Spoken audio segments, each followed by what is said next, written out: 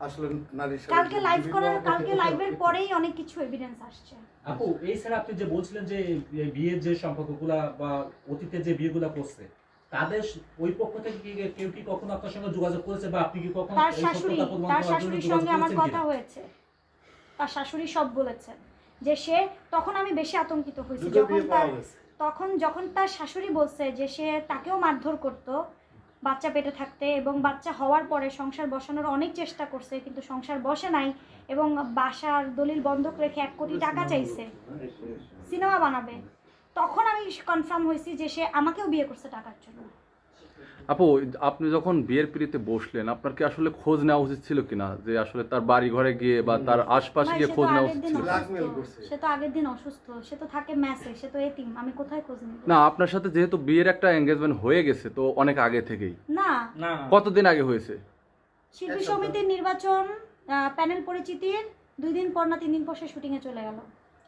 Shooting এ গিয়ে বাকি কথা তার সাথে আমার ফেসবুকে চ্যাটিং। আচ্ছা একদম শেষ, আমরা শেষ করি। ঠিক এই মুহূর্তে কিন্তু আপনার খোঁজ নেওয়া উচিত ছিল। কেমনে খোঁজ নিব? সে তো এতিমের খোঁজ আপনি কিভাবে নেবেন? আচ্ছা আমরা একদম শেষ করি, সেটা হচ্ছে যে আপনার কাছে কি মনে হয়েছে আসলে রাসেল মিয়া একজন সাইকো কিলার? এরকম সাইকো কিলার বলবো না, ও মানসিক রোগী না, ও সকালে 2টা ঘুমের ওষুধ খায়, রাতে 2টা ঘুমের ওষুধ খায়।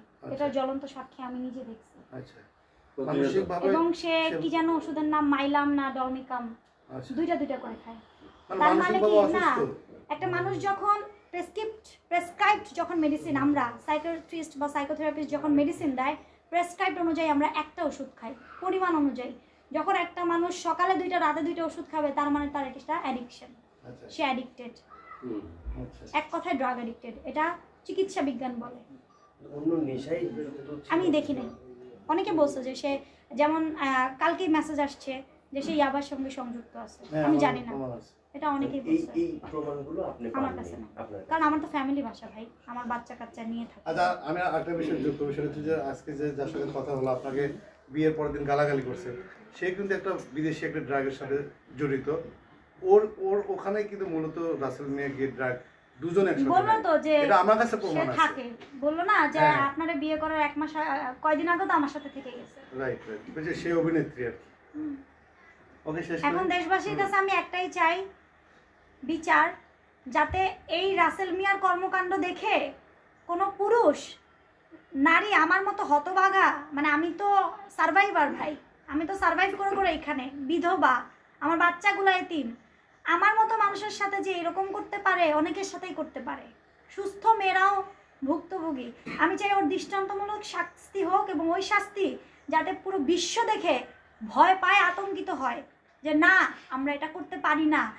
আগে যেমন ছিল যে ওই যে অ্যাসিড ছুড়বেন তো মরবেন, এখন কিন্তু সেটা নাই। এরকম যেন হয় যে নারীদের গায়ে হাত তুলে নারীদেরকে জিম্মি করে, এই যে কোরআন ছুঁয়ে শপথ করে, কোরআনকে ও কি ব্যবসায় পুরো রূপান্তরিত করছে। কালকেও দেখলাম কোরআন নিয়ে লাইভে আসছে, এটা কিন্তু কালকে আমি আগেই বলছি যে ও কোরআন নিয়ে লাইভে আসবে। তো ও এই যে ব্যবসা, ওর মুখের যে ব্যবসা, ওর কথার যে ব্যবসা, এই যে ওর মিথ্যে, ওর যে অভিনয়, ও বাইরের থেকে যেই ও, এইটা আল্লাহ যেন সঠিক বিচার করে।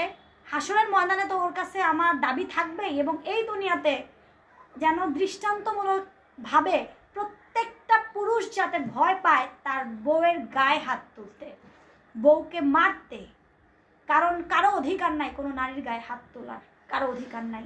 আর যৌতুক একেবারে নিষিদ্ধ।